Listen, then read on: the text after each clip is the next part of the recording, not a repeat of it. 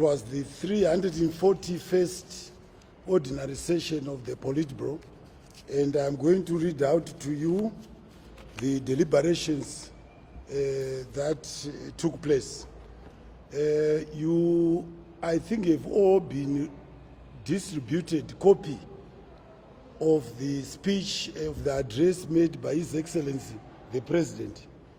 If that has not been done, you will soon be given copies of that address, but you were all there, and I'm sure that you took note of what he said.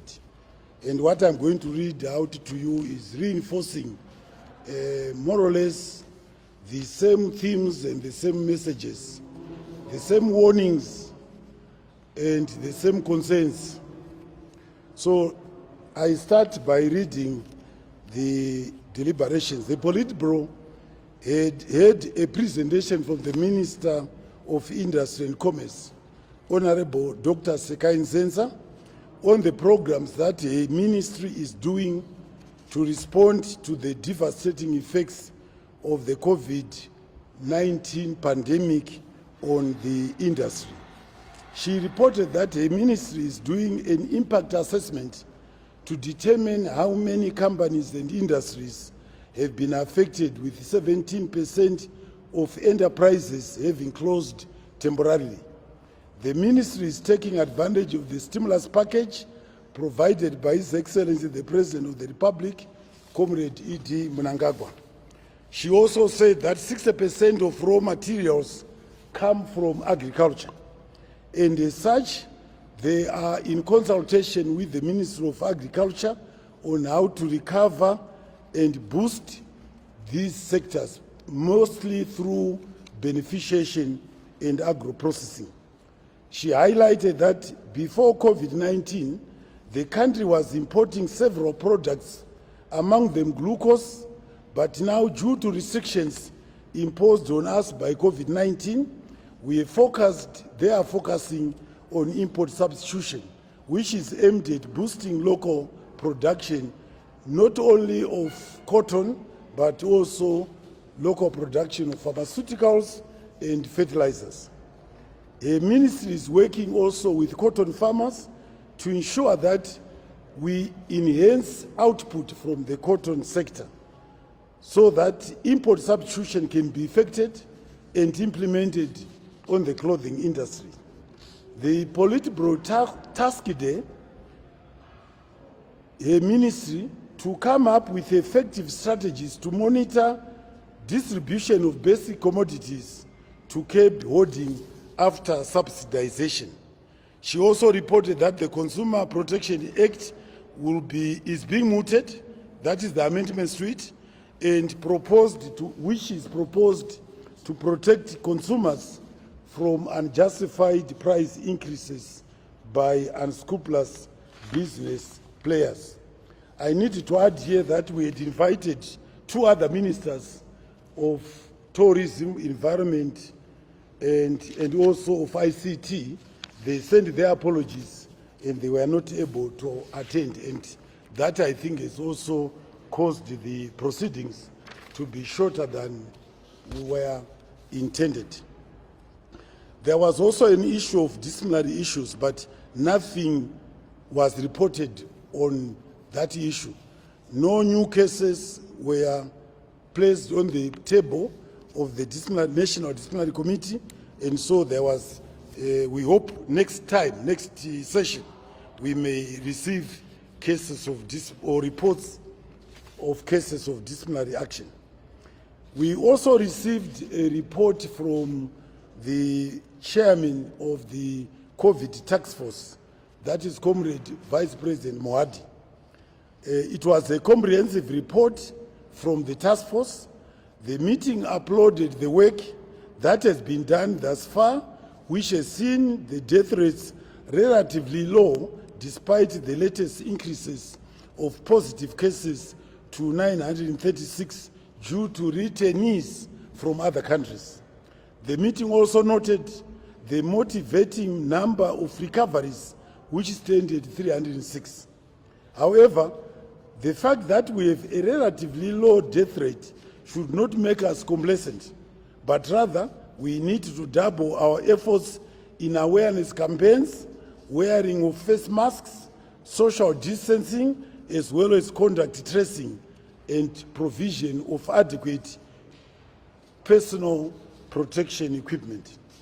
The Politburo requested for stronger cooperation between the Ministry of Health and the uniformed forces, that is with respect to enforcement of COVID-19 regulations. The Ministry of Health is also working with the Ministry of Higher and Tertiary Education through universities and polytechnics to utilize incubation centers to spearhead innovations in fighting the spread of COVID-19. We have a report that one of those hubs has come up with a mobile contact tracing and testing strategy using a mobile cell phone. On returning citizens, returnees by the 7th of July 2020, the total number of returnees had reached 11,000, and coming from Africa, Asia, Europe, and with government leading the repatriation supported by international organizations, in particular the Organization on Migration, that is the UN Organization on Migration. The chairperson of the COVID-19 task force, Comrade Mwadi, however, noted that the task force had faced challenges of quarantine escapees numbering 194, but all have been traced successfully and, should I say, recovered from wherever they were. The meeting recommended that government must continue to upgrade our hospital facilities, in particular intensive care units in our hospitals, particularly metropolitan cities where more people are being hospitalized. We had an outbreak of diarrhea in Bulawayo City, and we took note of this setback in Bulawayo, where diarrhea outbreak was recorded, leading to several cases. We were, however, satisfied by the interventions being made, which have seen water supplies improving, particularly in Ruveve, the most affected residential area. We were also, should we say, satisfied and happy that there were no linkage between the diarrhea outbreak and COVID-19 infections.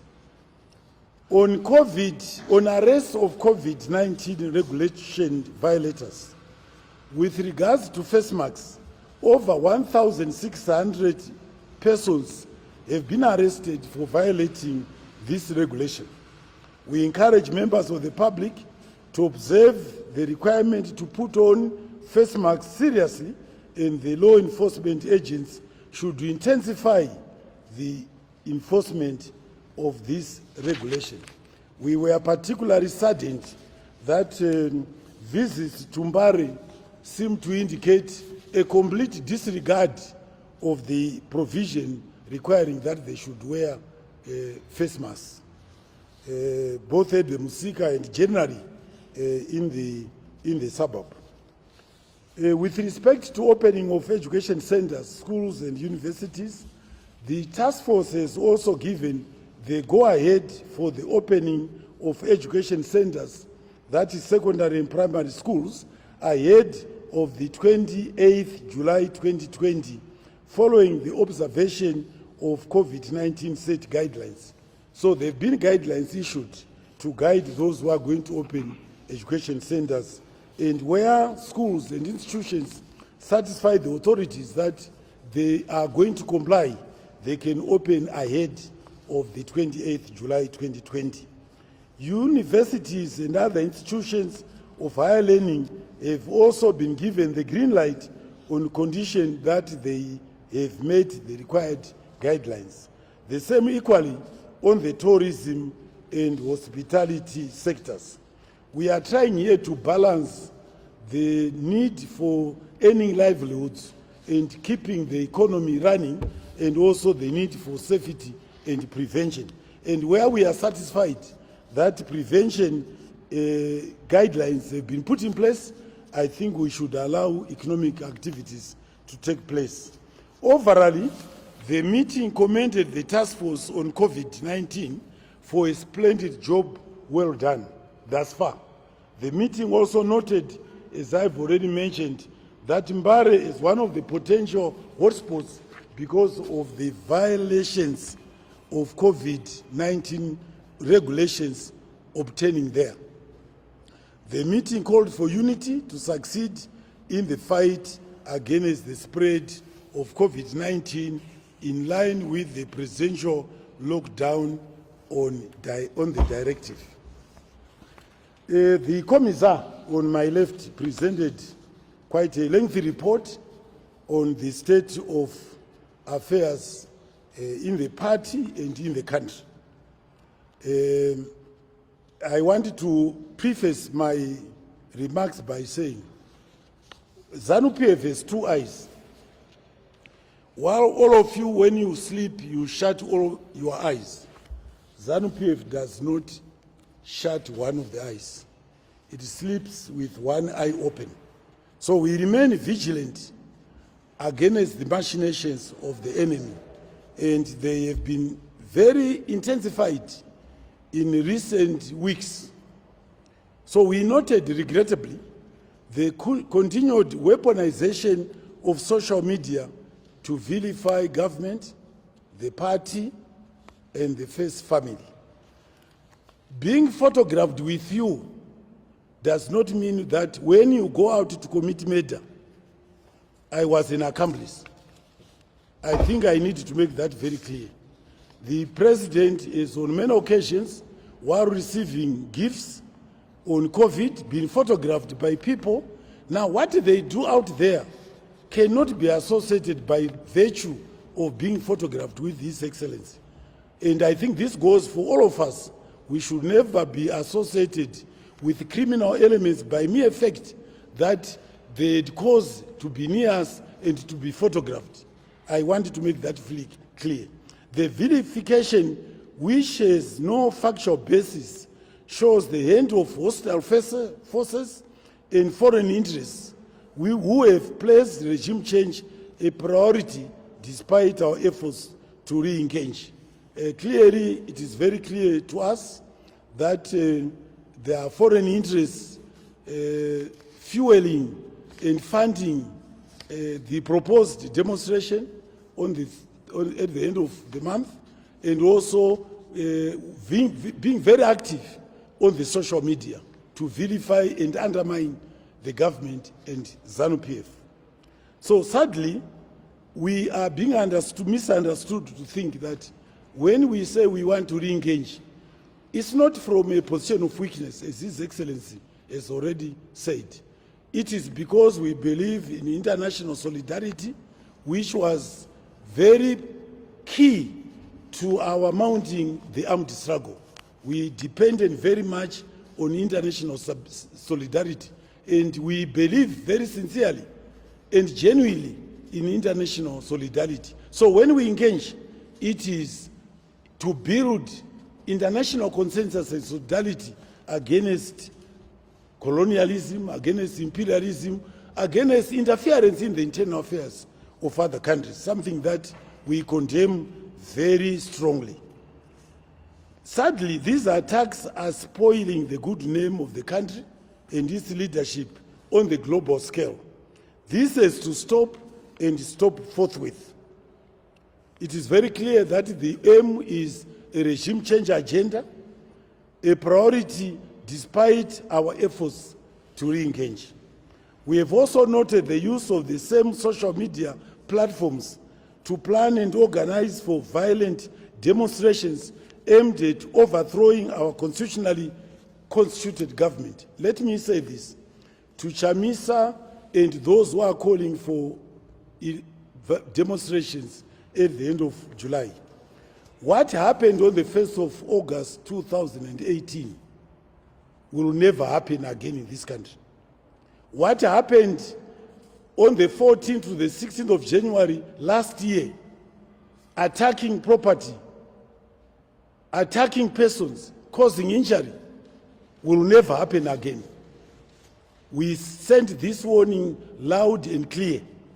And we said to Chamisa and those who are like-minded, don't be the cowards that you were on the 1st of August in 2018 or on the 14th to the 16th of January last year.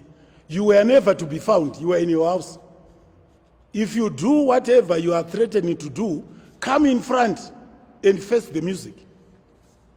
We have, our cadres are ready to take up and to take on anybody who attacks them. ZANU-PF members have a right to defend themselves and will not sit idly by, as we did on the 14th to the 16th. We could not sit idly by. We have a right to defend our homes, our persons, our property, and we will do just that. So please send out that warning loud and clear to Chamisa. He should not be the coward that he has been. Let him come in front and we'll face him.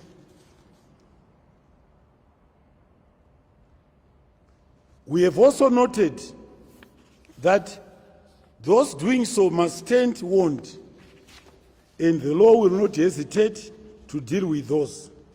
Our democracy and rule of law is very clear on how a government is constituted. The meeting advised those planning to sneak themselves into government violently through the back door to desist from such devious agendas because they will have themselves to blame. We had an election in 2018. It gave ZANU-PF a mandate. We have a 2/3 majority in parliament, and we are going to be in charge of this country for the remainder of our term of mandate. And no one has any right to threaten us, to intimidate us. We are not amenable to intimidation from any quarter. That must be clearly understood. The party also noted that there are rampant cases of corruption happening in local authorities, especially those controlled by the opposition in Harare and Chitungwiza, where MDCA councillors are parceling out land illegally without any iota of regard to due process. The same notorious city councils have created their own version of a new normal. You know what the new normal is in all urban councils controlled by MDC? The new normal is that sewage should spool out and people live side by side with flowing sewage in all the residential areas. Poor service delivery, no attention given to providing water, no attention given to sewage disposal or to refuse disposal. That is the kind of rule that the opposition knows about. And we say to the people of Harare, all those areas who have voted for the opposition, why do you vote for parties to oppress you? Why do you vote for parties so that they give you poor service delivery? You continue voting for them irrespective of the fact that you have no water. Right now, it's now central government that is to intervene in all local authorities which are controlled by MDC to put balls. Normally, that is the responsibility of local authorities. It's not the responsibility of central government to collect refuse. It's not the responsibility of local government to provide for sewerage pipes. That is the responsibility of local authorities. But what is very sad is to note a people in these local authorities continually voting for the very people who will cause them cholera and typhoid. So we call upon these relevant authorities to take drastic action in dealing with such vices which have seen the re-emergence of illegal settlements fronted by fresh crop of land barons and baronesses connected to the opposition circuit. And they are so fraudulent. When they do it, they pretend that they are coming from the ruling party. It's not true. We have no ZANU-PF members who are engaging in land barons. We have no ZANU-PF cadres who are occupying land illegally. If there are any doing so, we call upon the law enforcement agencies to arrest them without reference to anybody. Please, they should be. The party also resolved to remain vigilant and watching moving forward, knowing fully well that the enemy is not sleeping. The enemy is not sleeping. ZANU-PF, let me tell you this, we are also not sleeping. In the next couple of weeks, you should get to know that ZANU-PF is not sleeping. And those who are planning the end of month demonstrations should know ZANU-PF is not sleeping. Thank you for warning us. This time, while we were sleeping with one eye open, we will sleep with both eyes open. The Politburo welcomed the decision to eject Old Mutual from the financial system of this country and the closure of EcoCash agents who had caused runaway inflation through illegal parallel exchange market rates. This will be followed by stabilization of the financial sector and the macroeconomic environment. As you are aware, the auction system is started to sell auction, to auction foreign currency, and we believe that over time we will get to an equilibrium where there will be stability of the rate, of the exchange rate, and also there will be stability of prices. That we clearly are sure will happen. We also commended, that is the Politburo meeting, also commended the programs of Pfumvudza. This is a good program that is aiming to achieve productivity by people with minimal resources. People with minimal resources, especially our communal peasant farmers. They don't need to have sophisticated equipment or to have cattle in order to farm through the Pfumvudza program. So we are very, very happy that this program has been launched and the launch is working very well. Our party structures, the commissariat, the Women's League, the Youth League, and the War Veterans League are participating fully in raising awareness of this program to the people. As a mass party, we must always remain, and we do remain, with the people, notwithstanding the challenges that we are facing. Let me say this, there is no other party that is as people-centered as we are. All the other parties are fabricated, manufactured. We all know their origins. And up to now, you get leaders of the opposition writing to the IMF, to the World Bank, to demand that sanctions continue, to demand that those institutions should not avail credit facilities to their own country. They are not working for the interests of the people of Zimbabwe. They are working for the interests of those people who are funding them. It's only ZANU-PF which works for the people of Zimbabwe. The party also on philanthropic work. We expressed our gratitude to the philanthropic work being done by Amai Mnangagwa, the First Lady, under her Angel of Hope Foundation, which has spearheaded several interventions to address challenges being faced by our people during these COVID-19 pandemic times. We also must commend, and the party commended also, the Murefu and Muduri foundations for their charity work and philanthropic work, where the organization are providing relief aid to vulnerable groups during these trying times. We also discussed pending by-elections. As you know, there are several by-elections arising from the recall of whatever is happening in MDC. As you know, it's a splitting party. It started as MDC, then they named it MDC Changirai, they need to split it MDC Changirai, MDC Welshman, then later on it mutated MDC Changirai, and then Kupe, and then Sikala, and then who else? BT, and Mutambara. Then they come again. When they come again, they start splitting again. That is the phenomena of this opposition.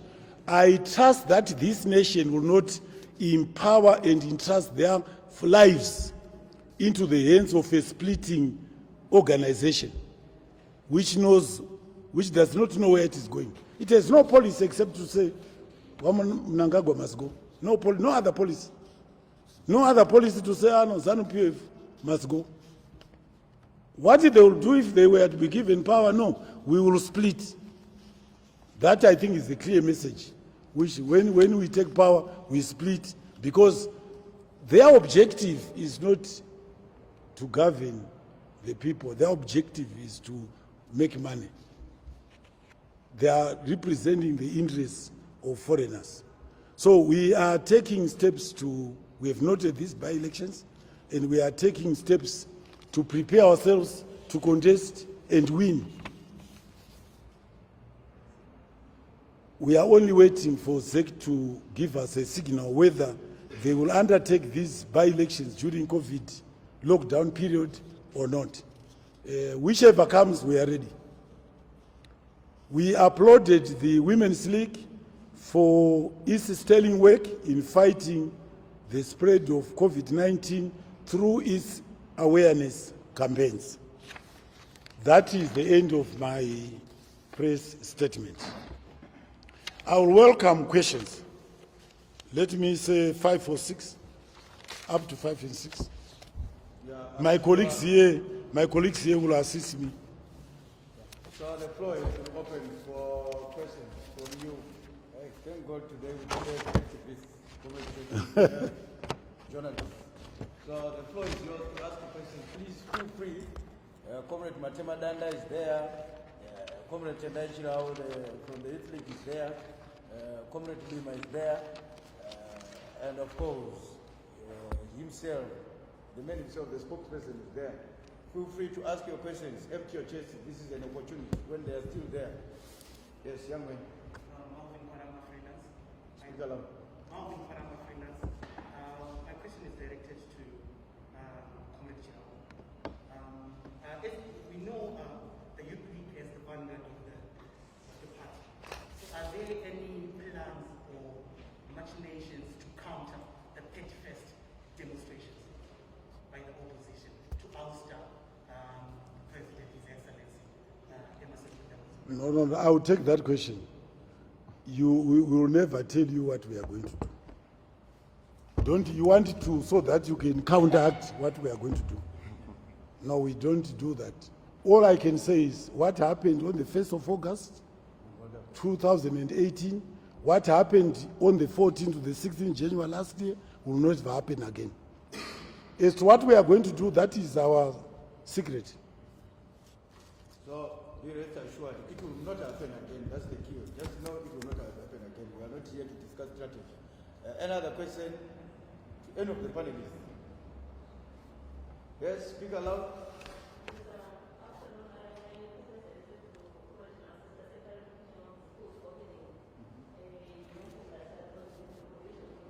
We can't hear you. Yeah, come closer, just come.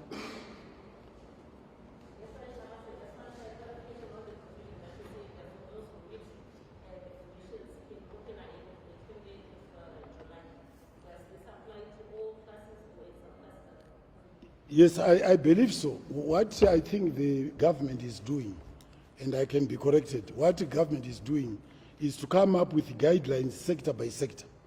For instance, if we are talking about the education sector, if we are going to open a school or a university, the government and the Ministry of Health will come up, the task force, with guidelines on what should be observed and complied with, so that it does not endanger the reopening does not endanger the lives of those students and staff. Let me also say this, which I omitted in my statement. There is concern, of course, of the spike that is taking place in the infections. But more particularly concern is over the local transmissions. Now, all along there were imported cases. Now there are local transmissions. And now with local transmissions, they are more difficult to control, because we then require to know whoever we find locally who says, I never traveled. We now need to know who else did he come into contact with, so that we can do contact tracing. So each sector is going to come up with guidelines. And if the institution comes to the task force and says, these were your guidelines, this is what we are going to do to comply with your guidelines, it will be given permission to reopen. Yes? There's been talks, the board by Chan discussed the possibility of reverting to the default lockdown settings given the spike in number of cases. Well, we didn't discuss. In fact, it was mentioned, and the concern over the spike was quite clear, but we left it to the government, to experts, to consider if they need to. That is up to them. On the basis of what is happening, they are free to come up with reviews, whether to tighten or to loosen, or to go into other phases and so forth. That is entirely expert, and we leave that entirely to government. I think this was the fourth question, probably the last one.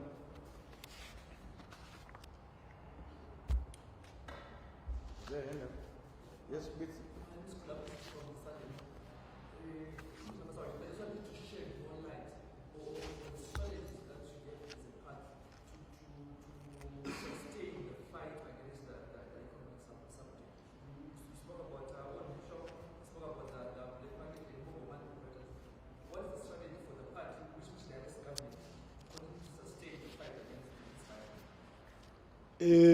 I'm not very clear what your question is saying. I'm not very clear. As you know, all strategies to stabilize the economy are the responsibility of the government. As a party, we call upon the government to stabilize the economic situation. The unstable and ever-increasing prices, we are calling upon the government to stabilize. The continuing exchange rate. Now, we are very clear and we are very convinced that while the economic fundamentals are correct, barring the impact of COVID-19, the economic fundamentals are correct. But there are players, uninvited players within the sector, within the industry, who are manipulating certain factors in order to destabilize the economy. So the demand we are making on government is that they identify those saboteurs. So far, as you are aware, there is clearly indicated that the EcoCash agents, not the EcoCash, there was some misinformation that the government has banned EcoCash transactions. We have not. EcoCash transactions are still taking place. What has been banned are EcoCash agents who are manipulating the system to their advantage. With some cases which are being reported, someone in Zwarasekwa having in his wallet anything like 60 or 80 million, and he has never worked in his life. Those are the people we have to track out, and the responsibility to do that is the government through the law enforcement agents. There is also, of course, the manipulation about from the foreign forces. there is clear manipulation, basically agitating for demonstrations, and the more violent, the more they give the money. You know, those, again, the Minister of Foreign Affairs will have, at some occasion, we've called upon the Minister of Foreign Affairs to engage those foreign embassies which are embarking on that exercise, internal interference in our internal affairs. So, as to the others which are necessary to stabilize the economy, is access to capital, access to international capital, which the opposition is preventing. We have no control over that. We continue to engage, but we have no control. We cannot tell you by when the sanctions will be lifted. We cannot tell you by when they will be able to allow the World Bank, African Development Bank, IMF to grant credit facilities, which we are entitled to get because we are members of all those international organizations. But right now, countries which impose sanctions prevent us from accessing that capital.